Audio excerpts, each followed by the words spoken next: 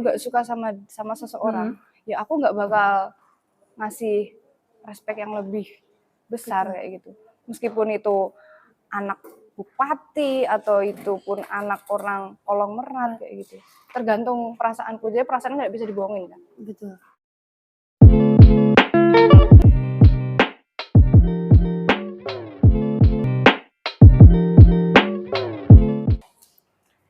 Halo Sobat Tenung semuanya, welcome to Tenung Official. Nah Sobat Tenung semua, tebak nih di samping aku ada siapa Sobat Tenung? Yuk kita kenalan dulu nih. Nah Sobat Tenung semua, di samping aku ini ada Yukla Latifah, salah satu anak muda Ponorogo yang memiliki banyak sekali prestasi Besti.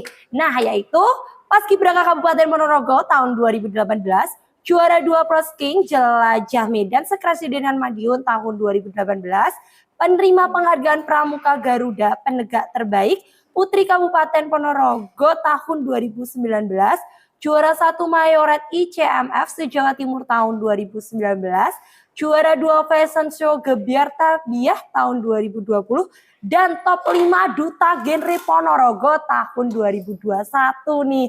Sapa Sobat Tenlung dong. Oke, halo Sobat Tenlung. Gimana kabarnya di rumah? Semoga baik-baik aja Iya, semua amin. ya. Amin. Ini aku manggilnya siapa ini? Panggilnya Lala. Oke, Lala nih ya. Betul, Lala. Oke, Yukla Latifah kok jadinya Lala ini gimana ini? Karena ceritanya gini, namanya kan ejanya Yukla Latifah gitu ya, tapi panggilannya tuh Yukla, bukan Yukla, bukan juga Yukla. Karena susah manggilnya Lala aja, jadi singkatnya Yukla sama Latifah gitu. Oke, jadi jadinya Lala gitu. Betul. Oke, aku mau Lala, aku mau tanya nih. Kamu ini anak ambis apa gimana sih? Bisa-bisa prestasi sebanyak ini gitu.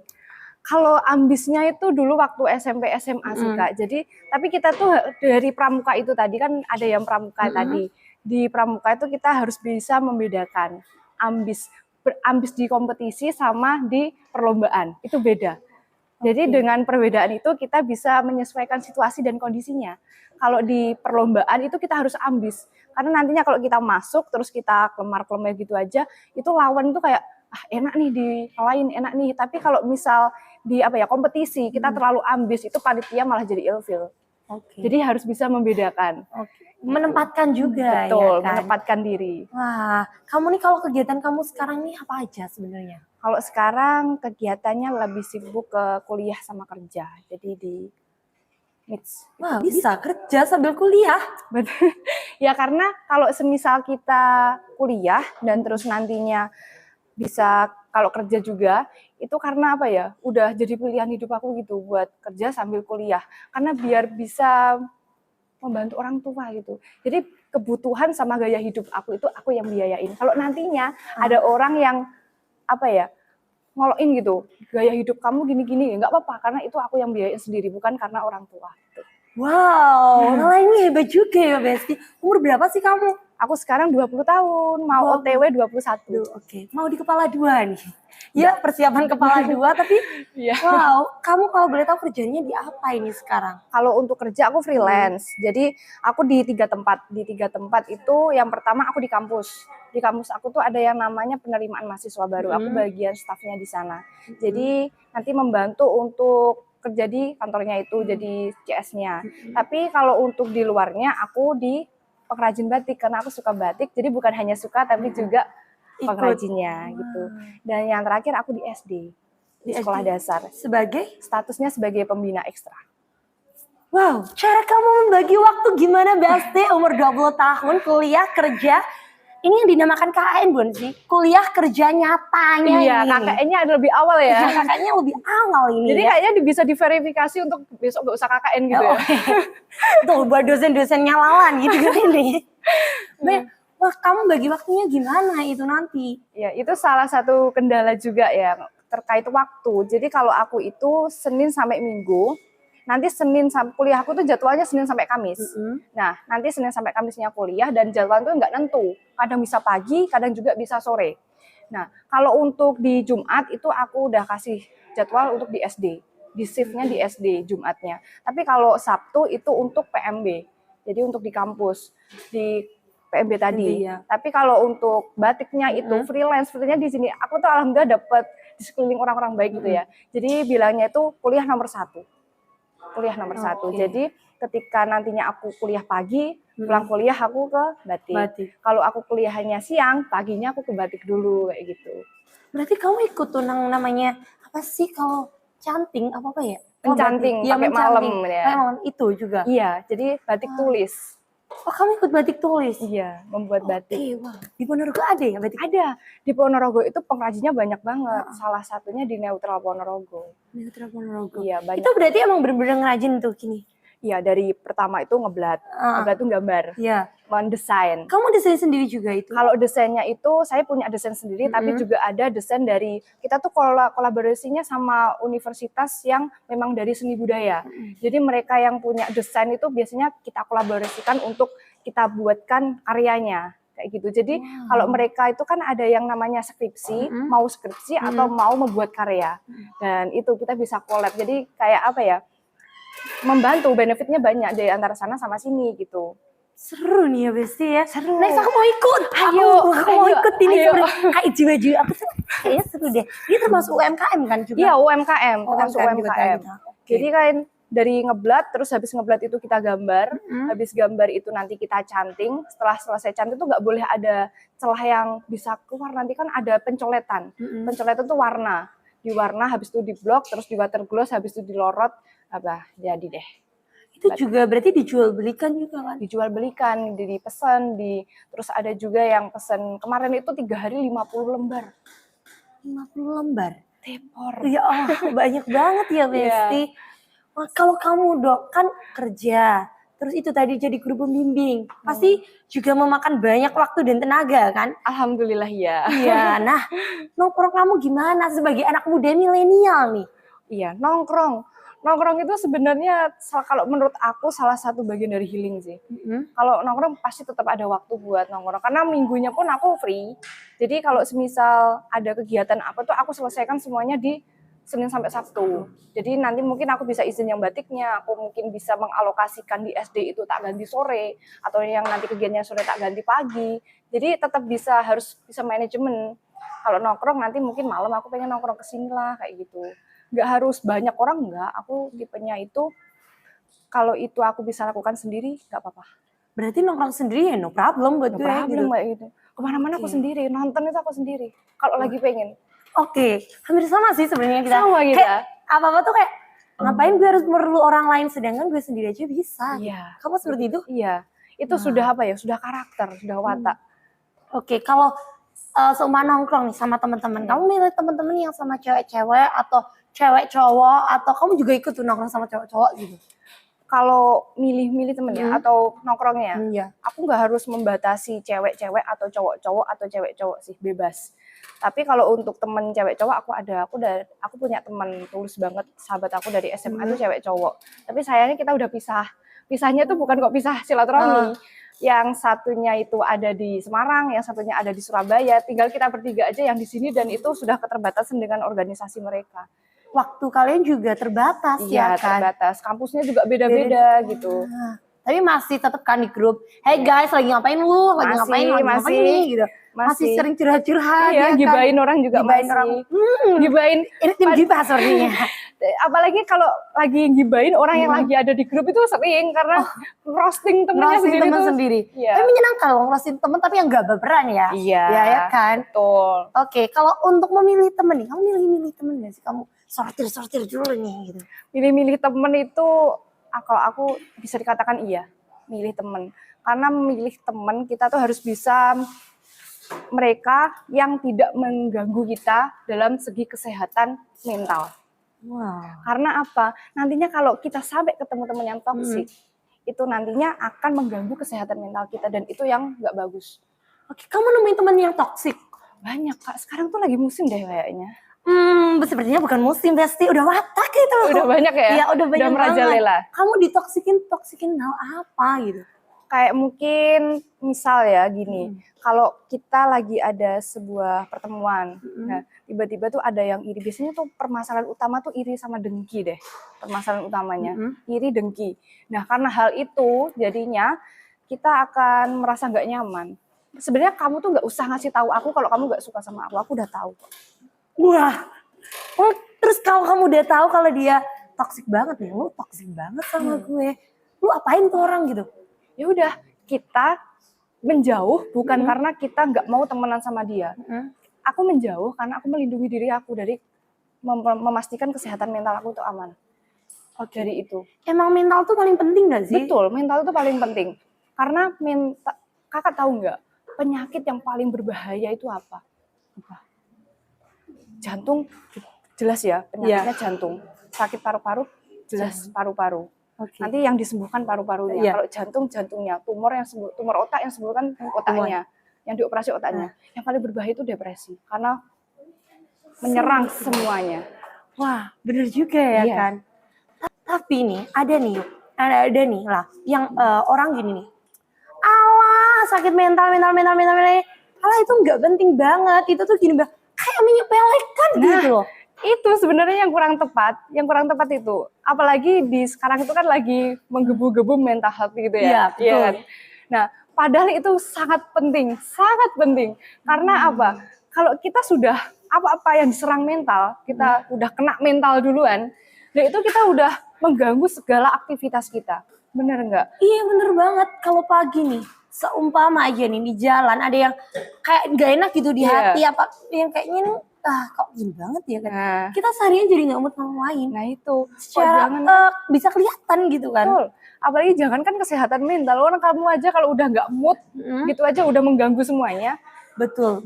Kita nggak mood, kita nggak pengen ngelakuin banyak hal tuh yang malah ngebuat kita kayak ngapain ya gitu. Apalagi kalau kamu ketemu temen itu tadi balik lagi ke temen yang toksik.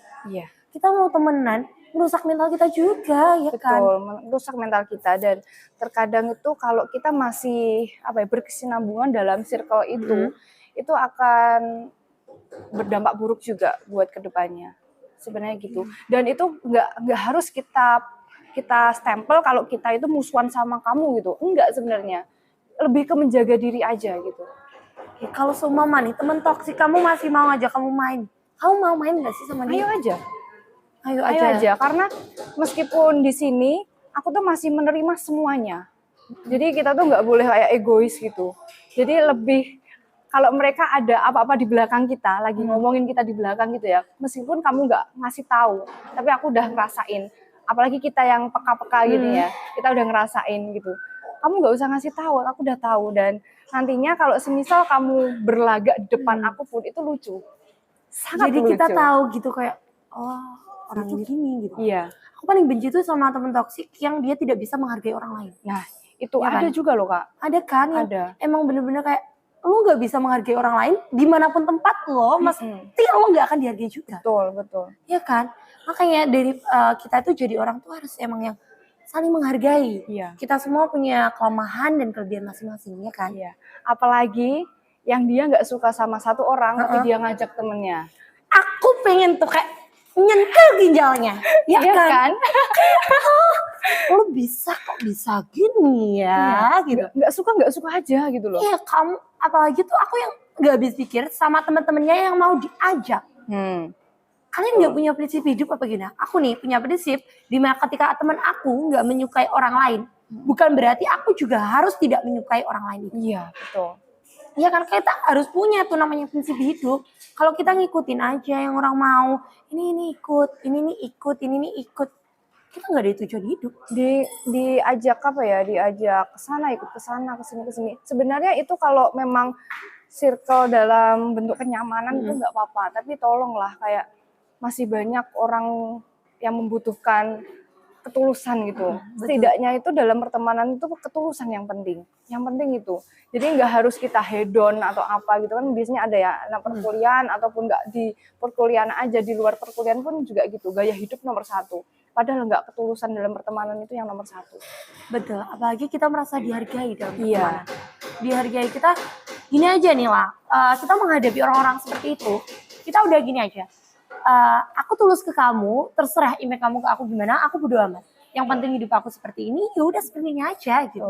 Ya kan? Kita harus semangat dalam menghadapi ketoksikan orang lain. Ya kan? Dan temen aku tuh juga ngomong, kadang tuh aku tuh belajar dari siapa aja dan di mana aja, Kak. Jadi kalau semisal aku ketemu ini, aku tanya, sebenarnya kalau kita gini itu bagusnya tuh kayak gimana sih, selalu sharing. Dan itu siapapun, aku belajar itu dari siapapun. Dari kemarin waktu aku di kampus, aku tuh ada temen, aku baru kenal, itu satpam cewek di sana. Aku tuh ngobrol sama dia, aku tuh nggak mandang figurnya apa, tapi bener-bener belajar pengalaman hidup tuh dari orang itu. Dan kita sharing banyak di situ. Dan ternyata dia meskipun profesinya lagi kerja, dia tuh juga kuliah. Nah itu kan berarti, wah aku tuh nggak bisa merasa aku yang paling hebat. Karena apa? Ada banyak orang yang lebih hebat dari aku. Betul sekali, apalagi ketika kita mempunyai teman, bukan teman sih. Kadang teman juga nggak bawa pengaruh yang cukup baik buat Iya. kita. Orang lain yang bahkan tidak kita kenal, terkadang mereka yang malah membuat kita kayak, wah hari ini gue kurang bersyukur nih sama hidup. Iya benar. Banyak. Wah hari ini gue terlalu tinggi nih dalam menghadapi hidup ini, kayak aku udah yang paling keren, aku udah yang paling wow, aku udah paling wow. Nyatanya bestie di dunia ini ada yang lebih tinggi dan lebih baik daripada kita. Betul, Ya kan? Betul. Itu membuat apa ya, sedikit tamparan gitu ya buat kita. Jadi kalau semisal kita lagi di apa ya, di pencapaian kita, terus kita itu terlalu wah kayaknya aku ini udah terlalu sombong nih. Dan itu dengan sharing dengan mereka itu kita lebih tahu porsinya. Iya betul banget. Jadi itu yang jadi pegangan hidup aku tuh sekarang tuh itu. Kalau kamu nih, kan berarti kamu secara otomatis adalah manusia yang suka nih berbicara dengan orang lain. Ya. Bahkan tidak kenal kamu pasti suka kan? Suka, karena belajar dari mereka. Belajar tadi. Pernah gak sih ketika kamu bicara dengan orang lain, kamu itu tidak dihargai gitu? Itu banyak banget. Banyak banget. Banyak banget. Itu kamu lebih tetap kamu ajak ngobrol, tetap baik, atau yaudah deh gue gak mau bicara sama lu? Tetap harus kita responsif yang baik dengan mereka. Dan itu pun nggak banyak juga, bukan dari orang lain. Kalau dari orang lain tuh mungkin lebih apa ya, bingung. Kita mau ngobrol apa lagi dengan orang lain. Tapi banyaknya itu ya dari orang yang udah kita kenal sih. Nggak dihargain itu lebih banyak dari orang yang sudah kita kenal. Jadi kayak apa ya, mencampakkan omongan kita, terus lebih nggak mau dengerin, nggak peduli kayak gitu. Ya sudah nggak apa-apa. Capek nggak sih kamu ngerasain yang kayak gitu tuh gitu dalam hidup ini? Capek sebenarnya, cuma perjalanan hidup itu masih berlanjut dan kita itu masih banyak orang yang belum kita temui, banyak tempat yang belum kita datangi, dan banyak hal yang belum kita lakukan. Betul, apalagi masih banyak cerita di luar sana yang harus kita gapai. Iya. Ya kan? Kita harus lebih survive lagi. Betul banget. Ada secangkir kopi yang pengen kita minum tiap hari. Iya, apalagi Indomie waktu hujan-hujan. Indomie waktu hujan adalah hal yang sangat menyenangkan, ya kan? Nah, kalau kamu sendiri nih, dalam ngerasa kecapean kamu itu tadi, kamu tuh caranya gimana biar memulihkan kembali tuh rasa gitu? Kalau aku dari hobi aku sih, aku tuh suka banget renang, suka banget nyelam. Karena dengan air itu kayak tenang gitu rasanya. Jadi kalau misal capek melakukan banyak hal itu aku langsung renang gitu. Renang gitu, nyelam. Kalau kopi gitu, kamu kopi coklat gitu? Kalau kopi coklat aku suka, cuma nggak sesuatu yang harus kopi, harus coklat kayak gitu. Kalau aku mah kalau gini, mental aku mah mudah banget nyembuhinnya. Kalau aku sendiri ini, minum dikasih kopi tuh di depan aku dikasih kopi, minum kopi, diem gitu. Udah, besok sembuh. Iya, aku bisa sembuh. Entah itu sugesti dalam diri atau mungkin ya. Ya kamu kan kita harus mensugesti diri kita sendiri tentang suatu hal. Pernah nggak sih kamu mensugesti diri? Kalau aku mah pernah itu minum kopi, pasti habis minum kopi aku baikan. Terus habis minum kopi, itu kalau sakit, ini minum obat sekali langsung sembuh. Katanya bisa sembuh, itu tersugesti gitu. Sugesti. Pernah nggak sih kamu? Pernah tapi lebih sering itu waktu pramuka gitu Kak. Jadi pengalaman hidup aku tuh paling banyak tuh hampir 60%-nya itu belajar dari pramuka. Jadi waktu mau berangkat lomba itu aku kayak nggak yakin dulu nih sama waktu itu kan aku ketuanya, apa bisa ya ini nanti. Tapi udah mensugesti diri, pokoknya diyakinin yang hati mulai gue piala paling gede gitu. Wow. Dan ternyata dari sugesti itu tadi yang membuat kalau kita capek melakukan waktu perlombaan, oh iya kan kita udah nyebutin apa ya prinsip tadi ya. Nah akhirnya waktu pulang beneran dong juara umum, borong piala kayak gitu. Jadi sugesti diri yang demi kebaikan itu kayaknya penting banget deh. Betul banget, apalagi kita kalau mensugesti hal buruk pada diri kita, itu adalah tombak balik ke kita gitu. Betul, apalagi yang mabuan di mobil. Kalau udah nyium Stella jeruk ya, bau jeruk-jeruk itu nanti tersugesti, padahal nggak kenapa-napa, sebenarnya kita jalan kita ngomong nggak apa-apa, tapi emang balik lagi sugesti. Percaya ya kan kita sama sugesti. Attraction yang kita lakukan itu sebenarnya ada nih. Kalau aku membaca buku, membaca majalah, membaca banyak hal, sebenarnya apa yang di bawah alam sadar kita itu bisa terjadi. Betul. Aku juga ngerasain. Iya kan, kayak kalau semua orang bilang enggak, bilang tidak, berarti sugesti kamu yang tidak berjalan. Dan pikiran kamu yang berjalan itu tidak sesuai dengan alam bawah sadar kamu. Iya. Ya, kamu udah pernah belum sih kayak kayaknya aku kemarin kepikiran ini deh. Kok sekarang kejadian ya? Betul, aku sering banget kayak gitu. Kenapa ya? Itu emang kayak itu di bawah alam sadar kita yang membuat kita terus berjalan nih, Bila. Ya, sering banget. Berarti secara otomatis kita harus punya sugesti yang baik. Iya. Dalam hidup kita harus baik, harus tenang gitu. Nah, apalagi kalau ada doi itu bahaya juga ya. Mikirnya kemana-mana dan nantinya kalau takutnya kejadian kayak gitu. Udah punya doi belum sih kamu? Aku? Kira-kira udah belum ya? Aku tebak nih, Lala udah punya doi Besti. Friendzone. Hubungan tanpa status Besti. Siapa tahu habis lihat ini sadar nggak sih? Suruh sadar. Kasih tahu ke dia ya, kalau aku ngomong, kalau dia ada di depan pintu, suruh masuk. Jangan ada di depan, halangin yang mau masuk lainnya. Tapi ini bukan perihal pintu loh ya. Iya, bukan perihal pintu ya. Ya kan? Tapi baik banget, dia baik banget. Dia baik banget, tapi suruh peka lah, masa friendzone terus. Sebenarnya peka banget sih, kayak aku, sebenarnya yang susah itu akunya, aku tuh nggak mau gimana. Lebih menyukai kenyamanan daripada nanti takutnya tuh kalau kita jadian, terus musuhan, putus, terus gimana ya? Jadi asing. Iya, tapi balik lagi nih lah. Ketika kamu friendzone, dia punya kesempatan untuk memilih kedua dan ketiga. Nah, kalau itu berarti bukan jodoh. Bukan jodoh. Tapi kamu harus nangis gak sih kamu nanti bakalan gitu. Ya, tapi kita harus jodoh deh kayaknya. Ayo loh, pacarnya Lala, dia sudah memaksa kamu untuk terus berjodoh. Aduh. Berdoanya sama Tuhan pasti gini nih. Ya Allah, kalau dia jodohku, dekatkanlah. Kalau bukan, pokoknya dia ya Allah. Pokoknya dia jodohku ya gitu. Maksa ini. Tapi kita nyaman dengan hal ini. Kita nyaman dengan pertemanan ini, dengan bestie-bestian ini. Pokoknya nggak jajan, nggak cari-cari orang lain gitu. Soalnya aku nggak tahu kenapa itu tipe aku, kalau aku nggak suka sama seseorang, ya aku nggak bakal ngasih respect yang lebih besar kayak gitu. Meskipun itu anak bupati atau itu pun anak orang kolong merat kayak gitu. Tergantung perasaanku, jadi perasaan nggak bisa dibohongin kan. Betul. Aku sendiri mah kalau ngerasa nggak dihargain orang, aku bodo amat. Iya kayak gitu. Tapi dari banyak orang yang aku ketemu nih ya lah, aku tuh mencoba untuk selalu bodo amat dengan semua yang ada di dunia ini. Betul. Aku bodo amat, kamu mau mikir aku gimana ya bodo amat. Yang penting aku selalu baik ke kamu baik ke aku, ya udah. Ya itu untuk pertemanan kayak gitu. Tapi beda lagi kalau untuk lingkungan sih ya. Kalau untuk lingkungan itu terlalu bodo amat, aku nggak bisa. Aku terlalu respect banget sama lingkungan. Tapi kalau untuk teman, kalau memang kamu nggak bisa ngasih ketulusan itu ke aku, ya udah nggak apa-apa. Aku nggak masalah. Aku jalan-jalan bisa aku lakuin kalau aku lagi pengen kayak gitu. Ada nggak sih yang pengen kamu samain ke teman kamu tuh? Sebenarnya ada yang ganjel gitu. Sebenarnya temen itu ya belum tentu kalian nggak tahu siapa gitu ya. Kamu nggak tahu yang mana, nggak tahu yang di mana. Soalnya temen aku kan juga banyak dan itu paling banyak juga dari organisasi ya kan. Tapi itu sesuatu yang wajar. Dalam organisasi itu wajar banget ya gitu.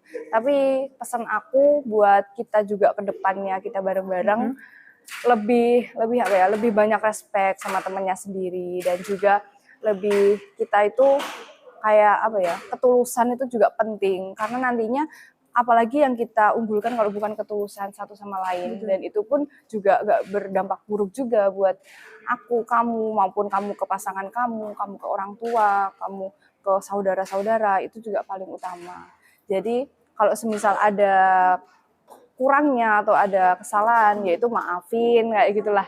Tadi kalau misal aku bisa lebih up, terus kamu misal nggak bisa, ya udah. Jadi kamu sharing bareng gimana caranya kita berkembang bareng kayak gitu. Ya termasuk sih kalau teman kita melihat kita berkembang dia nggak terima. Ya ada juga yang kayak gitu. Itu aku sempet ngalaminnya dulu sih. Nggak suka, terus akhirnya ngajak teman satu kelas. Nah, tapi akhirnya karma itu pasti ada, jadi hati-hati aja. Soalnya ini dari pengalaman dulu yang ngompor-ngomporin itu pada akhirnya nggak ada teman sama sekali kayak gitu. Karma itu pasti ada, jadi hati-hati. Betul sekali. Aku pernah melakukan hal tersebut. Iya. Aku pernah dimusuhin satu geng. Masih ingat namanya, masih ingat kelasnya, masih ingat orangnya, masih tahu story IG-nya, masih tahu segalanya. Dia dulu membenciku, satu circle-nya nih, satu pertemanan. Tapi kamu tahu lah Apa? Mereka butuh aku karena aku pintar. Nah itu, Tahu nggak sih? Dia datengin ke aku. Mut ini tuh apa ya jawabannya kayak itu. Terus tapi habis itu dia kayak menjauh kayak sosokan gitu. Tapi mereka butuh sama aku. Nah maka dari itu aku selalu menerapkan diri aku dari kecil. Itu teman-teman kecil aku ya. Iya. Aku menerapkan dari prinsip aku kalau aku punya branding yang baik, aku jadi orang yang baik, aku melakukan hal lebih, aku yakin mereka bakal yang datengin aku. Iya. Bukan aku yang datengin mereka. Nyatanya satu circle sekarang menjadi temanku. Nah itu. Mereka semua bisa berteman denganku, bahkan mereka menceritakan kejadian di satu circle mereka itu kepadaku. Nah, Karma kan itu namanya. Iya benar, karena nggak jauh lagi kan kita butuh mereka gitu. Betul. Butuh orang yang kamu benci gitu. Kejadian itu banyak banget waktu aku sekolah dulu sih. Jadi buat kalian, kalau pokoknya siapapun, ini juga introspeksi juga buat diri aku sendiri kan. Kita nggak usah terlalu benci sama orang, nggak usah terlalu nggak suka dan akhirnya di belakang gini-gini. Karena kita nggak tahu masa depan gitu loh. Betul banget, kita nggak tahu masa depan yang ada di depan tuh seperti apa ya kan lah. Betul. Jadi kita harus berusaha melakukan yang terbaik dalam hidup ini. Iya. Jadi yang paling penting itu sekarang tuh branding diri, personal branding buat diri kita. Jadi kalau semisalnya nantinya, siapa tahu dengan personal branding dari diri kita, kita menjadi versi terbaik dari diri kita sendiri, kita bisa bermanfaat buat orang lain, tapi jangan sampai kita mau dimanfaatkan untuk orang lain. Betul, jangan menjadi bumerang untuk orang lain dan jangan menjadi bumerang untuk diri kita sendiri. Betul. Ya kan? Aku suka nih, kayak pertemanan-pertemanan yang toxic tuh kadang-kadang aku nyembung di situ. Percaya nggak? Saya Aku nyemplung di situ. Aku ingin tahu ketosikan mereka tuh sebenarnya apa. Yang mereka lakukan tuh apa gitu loh dalam hidup ini. Jadi biar aku juga tahu arti dari ketosikan, arti dari kebaikan, gitu loh. bener. Kamu harus masuk kamu harus masuk ke dalam hal toksik itu sebenarnya. Oke, jadi sekarang mungkin aku harus mentelaah dulu ya sama mereka itu. Kamu nggak usah ikut-ikutan, kamu hanya masuk, paham nggak? Kamu hanya perlu tahu, oh toksik tuh kayak gini nih. Biar kamu tidak melakukan hal itu di luar, paham nggak? Nyampe kan? Maksud aku tuh paham kan? Ya, belajar dari semua orang juga kan itu nanti. Orang jahat mah nggak perlu dijahatin. Ambil hikmahnya buat kita. Nih, kalau healing sendiri biasanya tuh kamu kemana? Kalau healing, aku biasanya pengen ke Pacitan kayak gitu, ke pantai. Aku lebih suka air kan, aku jadi suka pantai, suka laut kayak gitu. Jadi pernah dulu itu aku pengen ke sana, aku pengen ke Pacitan itu tadi. Pulang kuliah aku langsung ke sana aja gitu. Sendiri atau sama teman? Sendiri. Wow, Ponorogo Pacitan adalah hal yang sangat jauh, Besti. Sendiri, soalnya kakakku tuh kan di sana, lagi dinas di sana. Jadi kalau semisal mau main ke sana, aku langsung aja ke rumah kakakku gitu. Langsung ke sana? Iya. Terus ngerti gak sih di Ponorogo itu ada yang namanya nangka goreng di Ngebel? Iya. Aku lagi pengen ke sana langsung aja berangkat. Lagi pengen nangka gitu. Kamu mending kita tukeran nomor nih yuk lah. Gitu Nanti kita berdua berangkat ke sana bareng. Iya. Seru deh ini. Seru. Kamu anak traveling banget gitu ya? Iya, aku suka survive gitu. Survival aku suka banget. Dari pramuka itu tadi ya, dari udah di gembleng-gembleng harus mandiri. Aku mau tanya nih, kamu sebagai pembimbing pramuka, kenapa anak pramuka itu harus dibentak? Kenapa gitu? Aku nggak setuju sih sebenarnya. Nggak setuju. Dan aku sudah merasakan era pramuka dulu.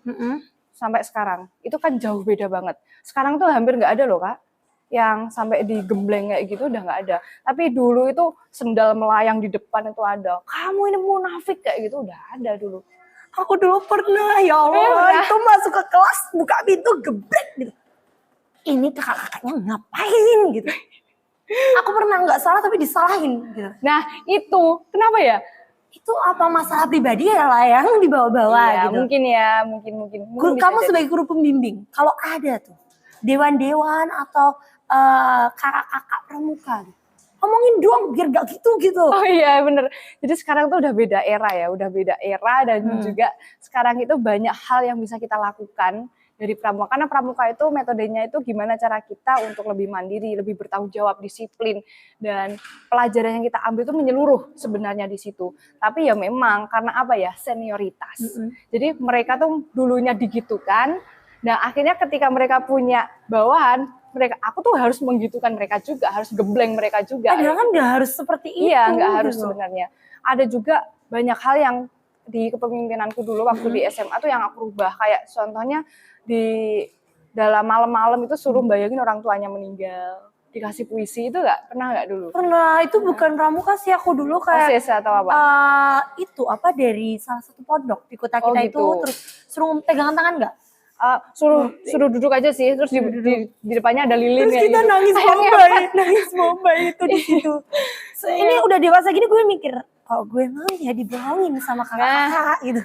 Itu kayak apa ya, nyugesti diri kita juga kan. Jadi kepemimpinanku itu aku hapus, nggak boleh kayak gitu. Apaan orang tuanya masih ada kita suruh bayangin udah meninggal.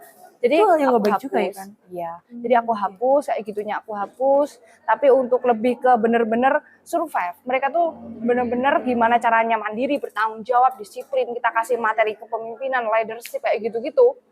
Jangan terlalu senioritas. Dan Yang nantinya kalau jurit malam itu ada nggak sih?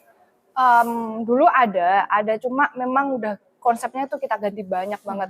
Nggak ada yang tadi, terus nggak ada yang terlalu banyak digembleng sampai parah, itu nggak ada. Cuma memang kita kasih drama gitu, gimana cara mereka menangani suatu masalah. Jadi lebih ke itunya, lebih bagaimana cara menangani suatu masalah, problem solvingnya mereka tuh kayak gimana menjadi seorang pramuka. Pesan moralnya tuh yang nyampe gitu. Oh, berarti emang bener-bener sebenarnya banyak yang aku dapat pelajaran dari pramuka. Tapi yang paling aku benci, bukan benci sih, yang Kurang kurang tepat aku ya? suka dan kurang aku tepat adalah ketika kamu menjadi kakak tingkat, tidak sepantasnya kamu membentak orang lain Apalagi tanpa kesalahan yang jelas. tanpa kesalahan jelas. Aku adalah tipe orang yang ngeyel ketika aku benar. Aku tidak mau disalahkan ketika aku benar. Iya.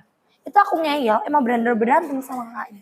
Iya, aku sama. Berarti ya sama ya, Tia? Ya emang kayak, Kak ini tuh gini, aku salahnya di sebelah mana? Beritahu aku akan memperbaiki itu atau aku bakal melakukan konsekuensi yang harusnya aku lakukan. Iya. Itu tuh yang harus bantu aku ya, rubah tuh di adik-adik semua tuh. Iya, Jangan apalagi sampai yang kayak gitu, Besti. apalagi jangan sampai menyalahkan angkatan kalian ataupun apa ya, ambalan kalian, organisasi kalian, padahal banyak adik-adik kalian yang nggak mau ikut bagian dari kalian karena apa? Tingkah laku kalian sendiri. Apa yang kalian berikan ke adik-adik kalian itu nanti bisa menjadi suatu hal yang buruk. Oh enggak, kayaknya organisasi itu nggak cocok buat aku karena ya orang kakak-kakaknya aja kayak gitu kok, kayak gitu. Jadi harus introspeksi diri itu yang nomor 1 dalam organisasi. Betul. Sama-sama belajar, sama-sama Betul. mau tahu dan sama-sama mengerti ini. Berarti kamu cinta banget dong sama alam Indonesia? Banget, cinta banget dari kebudayanya, pariwisatanya, terus alam-alamnya, orang-orangnya. Karena aku belajar banyak dari semua itu. Aku belajar tuh menyeluruh, nggak mau stuck itu aja. Jadi kalau misal belajar aku nggak harus fashion show aja, nggak harus pramuka aja, nggak harus PBB aja kayak gitu. Tar dulu nih lah. Kamu kan anak pramuka otomatis adalah mereka yang Ya. tapi kamu bisa menang fashion show, terus kamu ikut mayoret, terus kamu jadi duta, itu kayaknya gini gitu, nggak bisa. Sesuatu hal yang berbeda elemen ya. Elemennya sangat beda ini, jauh dari A dengan Z ini. Iya. Tapi kalau dilihat dari prestasi itu tadi, dari bawah ke itu, dari apa ya, tomboy ke kalem ya, ke slay kayak gitu ya. Betul. Ada cerita sebenarnya Kak. Gimana? Dan aku biasanya membuatkan motivasi nih buat adik-adik aku semua. Pertama itu kan aku dari SMP, SMP itu ada paskib kecamatan. Nah, di situ seleksi. Nah, seleksinya itu banyak banget mereka tuh yang dari SMA memang. Tapi aku di situ terpilih satu-satunya SMP sendiri di situ. Nah, selesai dari itu kan aku habis putus ya, maksudnya aku habis disakiti lah intinya. Aku tuh harus bagaimana cara kita untuk membuat target goals kita.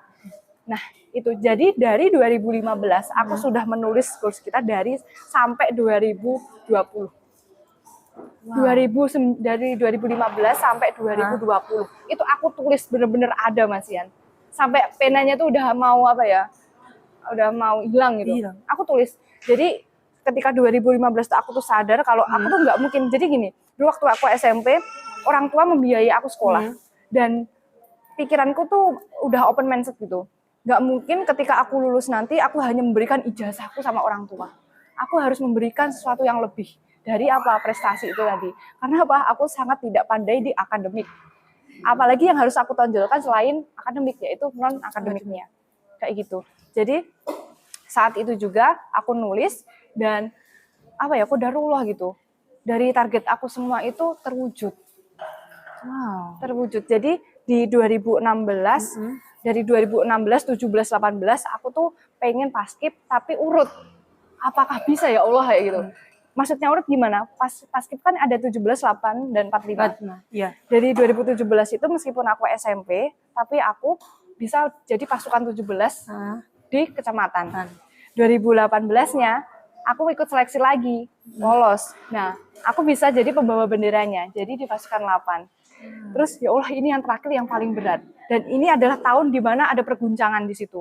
Karena di 2018 aku pengen jadi paskib kabupaten, tapi aku juga pengen jadi pramuka Garuda. Jadi ada bimbang di 2018-nya.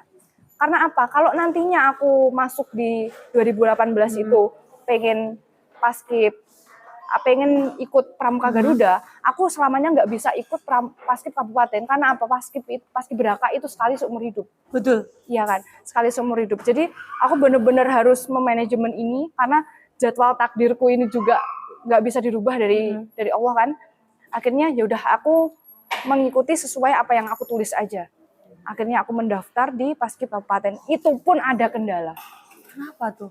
Kendalanya gini, kan pembukaannya Rabu dan Kamis ya. Jadi sebelum hari Rabunya, 1 bulan sebelumnya aku tuh Saka Bayangkara, pramuka lagi nih. Pramuka lagi. Nah, itu naik turun gunung, 5 gunung. Dari gunung sini turun, naik lagi gunung. Itu bener-bener jauh dan beban yang aku tanggung di sini tuh kayak 15 kiloan lebih. Naik gunung, hujan panas pakai mantel kayak gitu. Dan mungkin kalau bisa dikatakan olahraga itu seharusnya kita tinggi badan ya. Iya. Nah, tapi enggak. Jadi waktu hari H seleksi, aku tuh tingginya 163 kurang setengah mili. Dan itu enggak lolos di hari Rabu. Hari Rabu. Iya. Terus akhirnya aku dianterin kakakku tuh, kakak kandungku dianterin kakakku. Terus kakakku tuh yang dari dulu tuh bener-bener pengen jadi paskib. Adiknya pengen jadi paskib. Akhirnya panitianya tuh bilang, ya udah dek, kalau ini maaf ya nggak bisa. Nah, terus aku diceritain mungkin ada olahraga yang membuat kamu gini-gini. Aku ceritain pengalaman waktu berapa bulan yang lalu. Terus panitianya bilang, ya udah dek, sekarang kamu bisa pulang, kamu usaha bagaimana tinggi kamu naik, banyakin berdoa, siapa tahu keberuntungan ada di kamu. Terus hari terakhirnya tuh tinggal besoknya. Ngerti nggak Kak apa yang aku lakuin? Aku pulang dari sana, aku pulang tuh nggak ngasih kabar itu ke orang tua aku, kan ditanya tuh gimana, aman kayak gitu. Aku pulang tuh langsung renang 5 jam renang, karena aku suka juga renang. Renang itu bisa meninggikan badan sebenarnya. Nah aku renang sampai pulang renang itu aku olahraga berat, bener-bener olahraga berat, gandul-gandul kayak gitu. Pokoknya bagaimana ikhtiar aja deh gitu. Besoknya aku ke sana izin sama kakakku, kakakku tuh bilang gini. Ini yang kata-kata kakakku ini yang sampai sekarang menguatkan. Dek, kalau kamu pengen sukses, kamu bisa lakukan itu sendiri. Kamu nggak usah bergantung sama orang lain. Berangkat dewe. Minta restu. Lakukan sendiri kalau kamu pengen sukses. Kamu sukses bukan dari gandulan orang lain. Tapi doa-doa orang lain dan usaha orang lain juga membantu, tapi itu semua karena diri kamu. Kayak gitu. Itu kata-kata kakakku. Akhirnya berangkat naik motor sendiri ke sana. Dan itu tinggi aku naik 163,5. Wah, lolos ya kan? Lolos. Itu kayak apa ya? Waktu di tes gitu serius, aku tuh masih bingung gitu loh. Sebelumnya tuh 6,3 kurang dan sekarang mungkin kalau aku tambah vitamin bisa lebih ya. Bisa lebih. Wow, Iya, gitu kan. iya. Tapi nih, wow, ini rencana Tuhan tuh sangat baik. Betul. Dari ceritanya Lala nih Besti, kita melihat kalau sesuatu hal yang kita usahakan dengan benar, Betul. dengan baik, hasilnya akan jauh lebih baik. Iya. Jadi harus sinkron doa dan usahanya. Betul. Semua itu harus balance dalam kehidupan, harus balance, ya harus kan? balance. Jadi waktu setelah itu akhirnya di Garuda itu pun juga ada kesulitan juga karena dari berapa puluh tahun sekolahku pengen Garuda itu belum ada yang terwujud. Dan di saat itu aku harus berangkat sendiri karena teman-teman nggak ada yang mau. Aku ikut ke sana sendiri. Aku berjuangnya sendiri, ngurus-ngurus. Memang ada temanku, sahabat aku, termasuk sahabat aku yang aku ceritain tadi. Dia juga membantu. Jadi emang harus ada support system ya. Harus ada support system. Dan akhirnya lolos tadi di Pramuka Garuda dan ternyata jatuh di penerimaan penghargaan putri terbaik di kabupaten. Jadi waktu 14 Agustus waktu ada defile lomba itu di waktu pengumuman harus berjejer dari jabatan Pancawarsa sampai siaga, dari siaga sampai Pancawarsa. Dan itu jajarannya tuh sama wakil bupati kayak gitu. Dan itu benar-benar apa ya, nama sederhana dari orang tuaku dikumandangkan di alun-alun Ponorogo beriring dengan nama sekolahku. Merinding Besti, wow. Ternyata dari Lala, ya banyak banget ya pengalaman-pengalaman hebat nih yang udah kamu lakuin. Itu juga aku jadikan pengajaran hidup dan motivasi buat orang-orang yang pengen berjuang.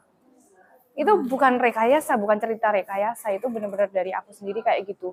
Jadi kalau semisal aku cuma gara-gara teman yang toksik aku jadi kena mental, ada hal yang lebih berat yang sudah aku perjuangkan dan aku bisa melaluinya. Banyak hal besar sebenarnya yang bisa kita lakukan. Iya. Cuma ngomongin sing toksik wes ya Besti. Kayak melelahkan sekali gitu. Wah, ini sesuatu hal toksik harus kita tinggalkan. Betul. Ya, kita tetap harus toksik, belajar toksik, tapi tidak untuk diterapkan. Iya. Ya kan? Tetap nggak apa-apa itu. Nah, kalau nih anak muda seperti kamu dengan banyaknya prestasi, kamu ada target nggak ke depan? Mau ngapain gitu? Ada dong target. Karena ya itu tadi yang salah satu yang aku banggakan gimana aku bisa masuk di generasi berencana. Itu aja logonya udah generasi berencana ya. Dimana keadaan sebelum aku di genre pun aku sudah merencanakan tadi ya. Dan itu belum termasuk kayak perintilan-perintilan pencapaian yang sudah ternyata Allah kasih yang lebih kayak gitu. Dan kedepannya pun kita juga harus merencanakan. Jadi kayak aku nikah. Umur berapa nih? Mau punya anak berapa nih? Kamu udah merencanakan nikah umur berapa? Iya dong. Itu juga salah satu dari rencana. Dari generasi berencana kita tuh harus bisa punya gambaran, punya tujuan, dan gimana langkah-langkah yang harus kita ambil untuk menjadikan keluarga kita itu yang sejahtera dan ideal. Kalau menurut kamu, keluarga yang ideal itu seperti apa coba? Ya pastinya gimana cara kepala keluarga itu bertanggung jawab atas keluarganya dan juga sebagai istri juga sangat paham dengan keluarganya dan gimana cara kita mendidik anak. Karena apa? Orang tua itu kan apalagi ibu adalah sekolah pertama bagi anak-anaknya dan kita udah siap apa belum? Nah gitu. Banyak banget yang kamu pelajari di Duta Genre ini. Bener. Apalagi sekarang pun ya meskipun aku masih mentargetkan dan itu pun masih beberapa tahun lagi ke depan karena sekarang yang harus kita gapai itu adalah pendidikan dan juga pekerjaan. Kayak itu kan yang saat ini lebih dekat dengan target. Nah, tapi aku juga belajar parenting. Parenting gimana cara kita mengasuh anak. Bagaimana cara kita untuk menjadikan keluarga kita tuh yang ideal. Itu aku belajar dari sekarang. Penting sih, itu penting banget ya. Iya kan. Nah, Sobat Denung semua, kalian tahu nggak sih kalau aku sama Lala itu ketemu di sosial media, ya kan? Betul. Kalau kamu sebagai anak muda milenial nih, penting nggak sih sosial media buat kamu? Penting banget lah, apalagi sekarang udah di eranya ya. Di 24 jam kita keseharian nih, nggak mungkin kita nggak megang HP. Berapa jam ini kita megang HP? Satu hari mungkin 24 jam full sih. Iya kan? Cuma beberapa detik Iya. kita tidak memegang. Bangun tidur apa yang kita cari? Pasti HP. Apa yang kita scroll? Sosmed. Kan itu ya. Kalau sosial media kamu apa aja nih? Kalau aku sekarang tuh lagi megang Instagram, TikTok, terus itu sih Facebook udah jarang aku buka, sama Twitter gitu. Udah manfaatin sosial media belum nih Lala? Udah. Dan kalau untuk aku sendiri dari sosial media itu lebih ke personal branding. Jadi kita tuh nggak perlu terlalu memperlihatkan keseharian kita yang gimana-gimana, tapi lebih ke bagaimana orang-orang tuh kita bisa memberikan manfaat untuk orang lain itu lewat sosial media.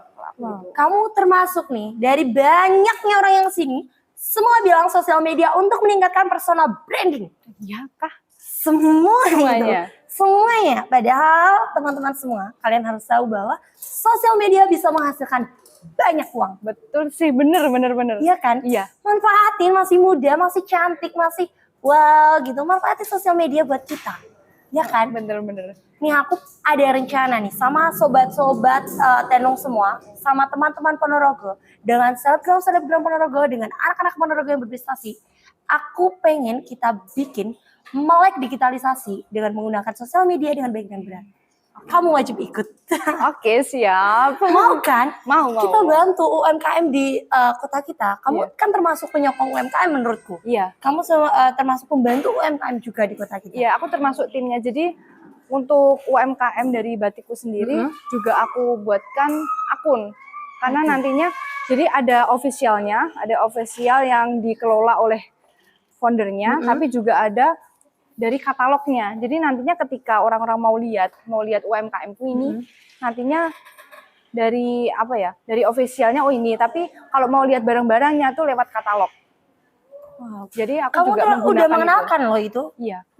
Udah menghasilkan belum nih pertanyaannya? Sudah. Jadi kayak misal ada teman-teman yang mau fashion show atau mau teman-teman mau pesen batik atau apa, itu biasanya memang ke katalognya. Oke, sebutin akun sosial media kamu biar Sobat Tenung harus follow dan bantu UMKM di kota kita. Pribadi apa yang UMKM-nya tadi? UMKM. Kalau untuk UMKM-nya tuh LKP Neutral Ponorogo, tapi katalognya itu katalog neutral. Gitu. Kita bantu sokong UMKM di kota kita dengan bersama-sama anak muda Ponorogo. Yang aku yakin UMKM di kota kita bisa berkembang dengan pesat, bisa menggunakan digitalisasi dengan baik dan benar. Dan jangan salah Kak, di kemarin itu di Ponorogo sendiri juga mengikuti pameran UMKM sekabupaten Ponorogo yang diadakan di Madiun. Dan aku juga termasuk yang jaga di situ. Jadi dan di situ Ponorogo itu juara 2. Plus dong buat Ponorogo. Iya. Wow. Jadi semua produk UMKM itu kita bawa ke Madiun.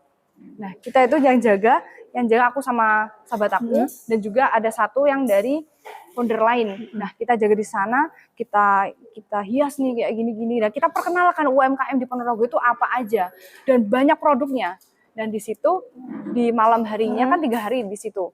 Dan Ponorogo juara 2 di situ. Wah, berarti secara otomatis Ponorogo punya UMKM yang sangat luar biasa, yang patut disaingi oleh kota-kota lain. Betul.